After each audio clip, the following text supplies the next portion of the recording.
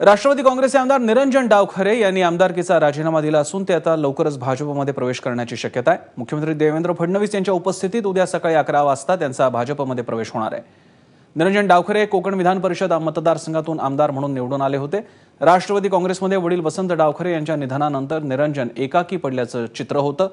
ते पक्षावर नाराज असल्याचंही बोललं जात होतं। याच पार्श्वभूमीवर निरंजन डावखरे यांनी आमदारकीचा राजीनामा दिलाय। राष्ट्रवादी काँग्रेसमध्ये गेल्या काही वर्षांपासून सुरू असलेल्या पक्षांतर्गत राजकारणाला कंटाळून आपण पक्षातून बाहेर पडत असल्याचं त्यांनी सांगितलंय।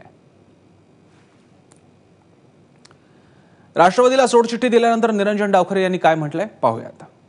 आज मी विधान परिषदेचा माझ्या सदस्यपदाचा राजीनामा माननीय सभापती रामराजे नाईक निंबाळकर यांच्याकडे सुपूर्द केला आहे आणि स्थानिक जे कुरघोडीचं राजकारण सातत्याने चालू होतं, मला असं वाटलं होतं की कुठेतरी डावखरे साहेबांचा आणि त्यांचा विरोध होता, त्याच्यामुळे हे सातत्याने चालू होतं। पण डावखरे साहेबांच्या निधनानंतर या गोष्टीची तीव्रता अजून वाढत होती। वरिष्ठांच्या कानावर या संदर्भातली हा विषय टाकला होता, पण या संदर्भात त्यांच्याकडनं वरिष्ठांकडनंही वेळोवेळी या संदर्भात त्यांची भूमिका घेतली गेली, पण खाली ऐकण्याची मानसिकता नव्हती आणि त्याच्यामुळे आज त्यांना कंटाळून मी माझ्या विधान परिषदेच्या सदस्यपदाचा राजीनामा देत आहे।